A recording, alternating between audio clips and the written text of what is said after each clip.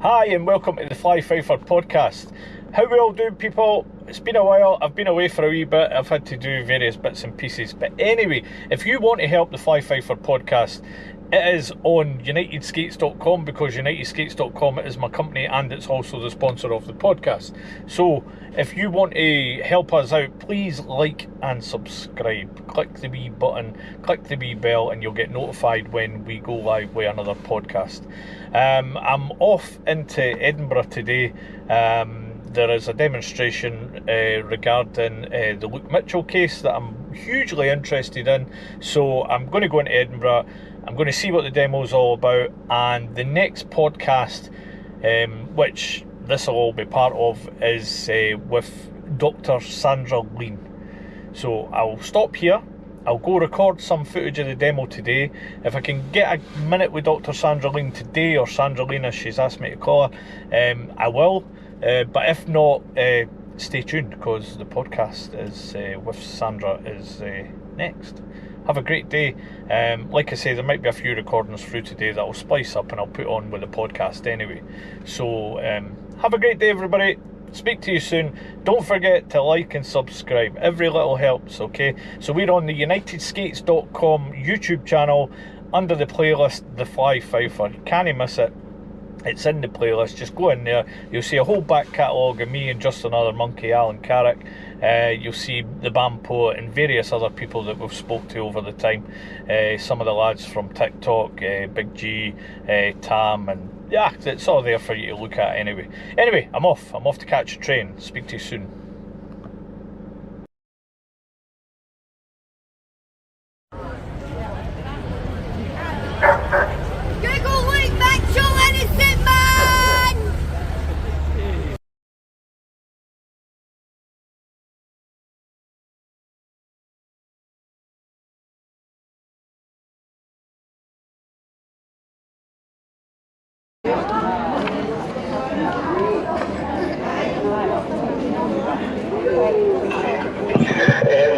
Thank you for all turning out today. It's great to know that all of you are in support of truth and justice and the fight against this miscarriage of justice. And I'm just so grateful that all of you turned out today to make it heard and make it known that this will no longer be tolerated. And the more people we can bring to this cause, and the more people we can add to our numbers and add to this fight, the less chance anybody has of denying that there's anything to answer. The less chance there is of them just turning their heads and ignoring us. That's been their standards practice so far, and no more now, because people can now see the truth. They see the lies that have been told. They see the falsifications that have been made. The evidence that's been hidden away, the evidence that's been destroyed in order to try and cover up the truth. And it's just so great now that people are seeing this and standing up and saying, not anymore, not in my name.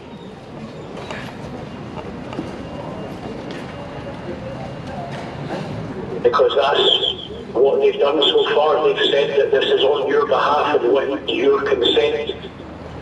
But you're all standing here today saying that no, this is not for my consent. And that's what's needed. And it's about time that the people in charge, the police, the Crown, the Scottish ministers themselves listen to this. That they don't have a chance to turn their heads and ignore it anymore and just pretend that there's nothing wrong with the system. Because the system itself is wrong. So, don't lose heart at how long this process takes, because that's what they count on. They want to drag this out for as long as possible so that people lose heart, they lose interest, and don't want to pursue it anymore because they give up, because they think, what's the point, it's not getting anywhere. Don't fall for those tricks.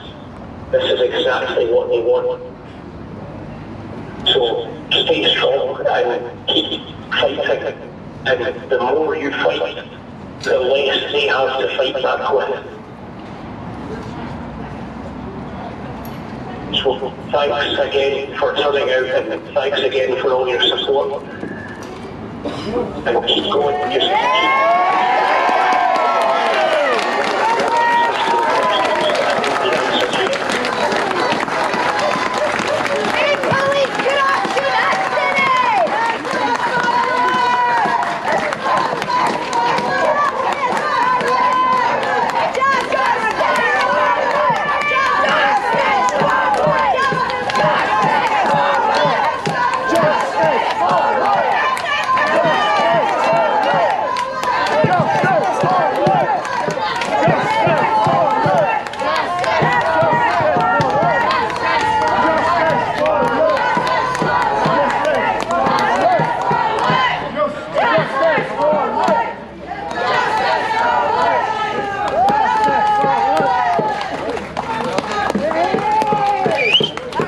Well said. Bear with us, guys, there's more. Demanding that the truth is brought out, and keep demanding that those responsible for this horrific injustice are brought to light and made to answer publicly for their crimes, not only in law, but their crimes against the public, their crimes against justice itself. Because only after they've been made to answer for these things will anything start to change. And that's what we need. This isn't just about trying to overturn our wrongful conviction. This is about trying to make sure that none of this ever happens again to anyone that you know or care about. Because it will. If this is allowed to continue, this will happen to more people. And the likelihood is it will be somebody that you know, or somebody connected to somebody that you know. And is that what anybody wants? Is anybody willing to allow that to happen? No. If anyone answers yes to that, then the system is more broken than I could realise it was. So, keep pushing, keep demanding, and do not stop until we get these answers, until we get these wrongs corrected. I won't say righted, there's nothing that can right any of this, but if we can at least start on a course correction, we can make serious changes happen. So thank you all again, and good luck with the future campaigning.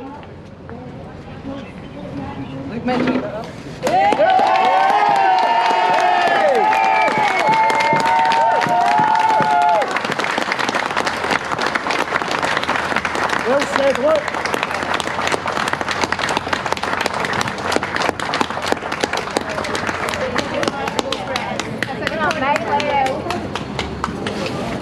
We won't keep talking till it's walking, won't we?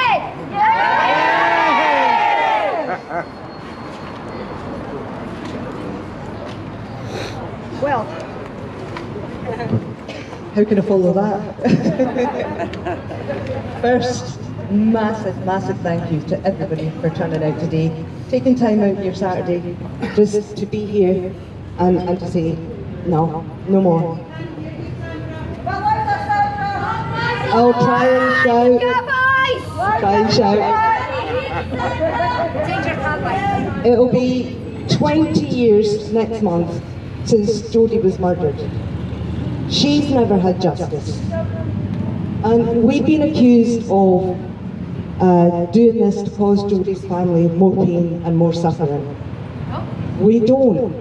We do this for justice, but the responsibility for the pain and the suffering that it causes for Jodi's family lies squarely at the feet of Lothian and Borders Police Damn right. back then. Their rush to judgment and sole focus on Luke, to the exclusion of everyone and everything else, is the reason we're all standing here today. If they'd done their job properly, none of us would be here. They said back then they were just waiting for the results of DNA tests to prove their main line of inquiry. And if it didn't prove it, they were going to go back to square one. When the results came back with nothing to connect Luke to the murder or the murder scene, did they go back to square one? You're all wrong, they did. Because their square one was that Luke Mitchell was the murderer, no matter what the evidence told them. So they did go back to square one. They didn't change a damn thing. There are dozens of examples of how badly this case was handled. And you know most of them. So the failure to secure the crime scene and cover poor Jodi's body, the failure to properly follow up on other leads, the contamination of the evidence, interfering with witness recall, the list goes on. And we need to remember that a lot of these witnesses at the time were children, bullied and coerced by the police, children. But today I wanted to focus on something that's been a bit of a conversation over the last week or so.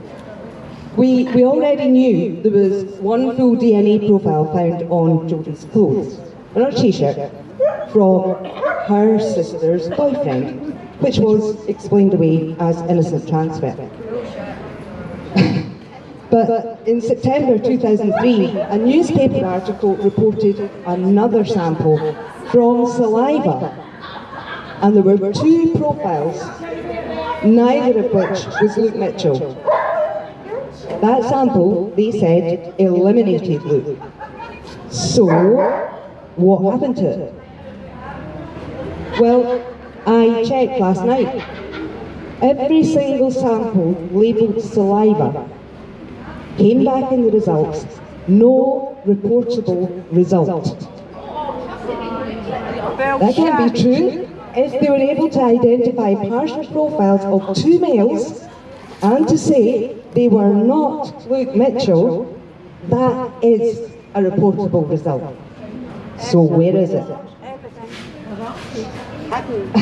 In what first-class investigation that leaves no stone unturned do 3 samples of male DNA from bodily fluids found on the victim's clothing just get ignored or explained away?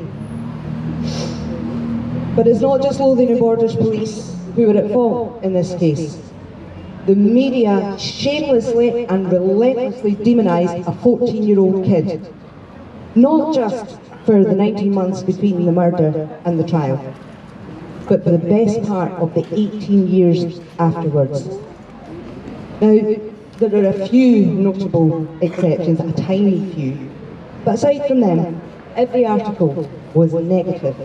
Every chance they got to mention Luke's name or Corinne's name, they hyped the hatred and fury that led to the conviction in the first place.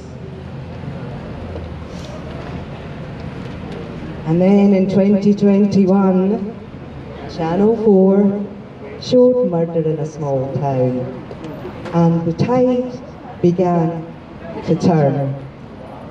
Thousands of you watched. Thousands of you were disturbed and angry that you'd been misled and lied to. You began to realise the hell the Mitchell family had endured for all these years, and it began to dawn. If it could happen to the Mitchells, it could happen to anybody. And then you came together to form an army demanding justice for Luke and for Jodi. Over 25,000 of you signed the petition calling for an independent review of the case. I checked this morning, we're over 27,500 now.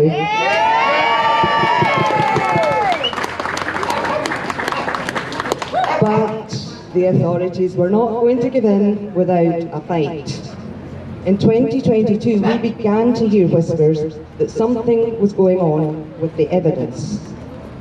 Just after we handed the petition in, right here in this building, we discovered that Police Scotland had begun destroying the evidence. We moved as quickly as we could, but by the time we found out, most of that evidence was gone, including those DNA samples that eliminated Luke. I can't begin to tell you how that felt. Almost 20 years fighting to have this case reviewed and the evidence rechecked, and it was all gone. For weeks, we waited for explanations. We waited to find out how much was gone and what, if anything, was left. The explanations were a bad joke. The police blamed the Crown blamed the police said they destroyed a huge chunk of the evidence in error. Oops! But the truth of the matter is the way they set about destroying this evidence broke with all their own guidelines and procedures. And then they tried to explain all that away by putting new interpretations onto old rules. And in order to do anything about it, we have to prove that they acted in bad faith. It's as clear as the nose on my face that they did. But because they used phrases like erroneously destroyed and adequate procedures, we can't prove that it was in bad faith. But all is not lost. Some of the forensic samples survived that destruction. And so began the next battle to get the samples released for testing. There was a file that had been hidden for all those years. Surely, we thought, that would have to be released. You all know the answer to that one. In order to distance itself, the PF's office batted it back to Police Scotland, saying they would make the decision about what to release or not. Police Scotland came back with a list of conditions. How dare they? One of these conditions was that the samples had to be tested in their own labs to preserve the integrity of the evidence. Preserve the integrity. They already destroyed 90% of that evidence. Load of bollocks. Precisely. That was the technical term for what's going on here. A load of yeah. And so the battle continues. This is what we're up against. It's what we've always been up against. But as Luke pointed out, all of this is being done in your names, on your behalf. The reason they've got away with it for so long is that most ordinary people have no idea how the justice system works. We're fed this cosy picture of a well-oiled machine that jumps into action as soon as there's a crime, checks every angle, gathers all evidence, everything available, and above all, operates fairly and impartially. Every one of you here today knows that that's not the case, if you didn't before. But alongside that, continuing to push for an independent review, this is one of our most important tasks: education. People need to know what's being done in their names and what's being passed off as justice. Is justice simply the strict interpretation of rules or laws? Or is it something much, much more than that? The lives of 2 children were destroyed in 2003. What happened to Jodi was horrific. To realise that her murderer has been walking freely amongst us for almost 2 decades is almost unthinkable. Disgusting.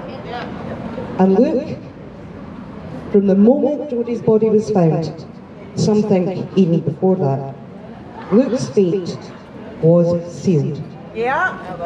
And all he did was go out to look for his girlfriend. Is it good enough to point the finger at a child and call that justice? No. Is it good enough to lie and cheat and hide and call that justice? No. As Luke said, this could happen to any one of us. Unless we bring all this out into the open and the lessons are learned from it, this will keep happening. Well, as so many of your t-shirts and banners are saying, not in our names. Not in my name. Not in my name. Back in 2003, Jodi's mum said, "Don't let someone else's baby be taken." Today, we face the reality that in order to close the case and deliver a conviction, not to find justice, not to find truth, just to deliver a conviction, someone else's baby was taken. Corinne Mitchell's baby. Yep. He was just 15 when he was incarcerated. And he's still there today. So I want to thank you all, on behalf of Luke, for coming out today to show such amazing support. And once again, our message is loud and clear, not in our names. Thank you.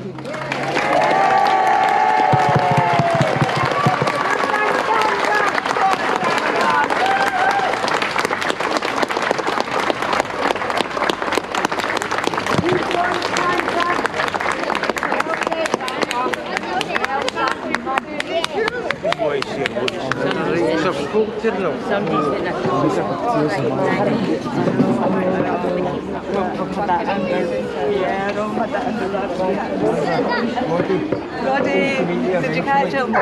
Did you eat him? Did you miss it? It'll be on the piece recorded that.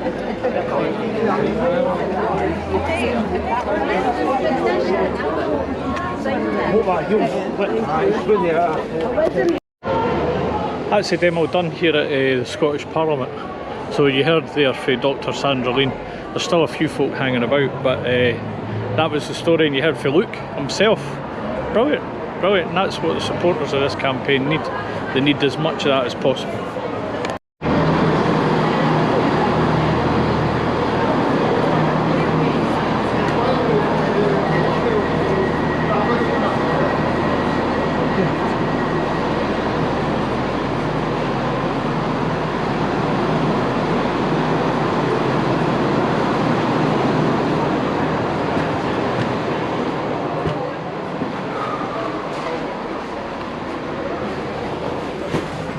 Done.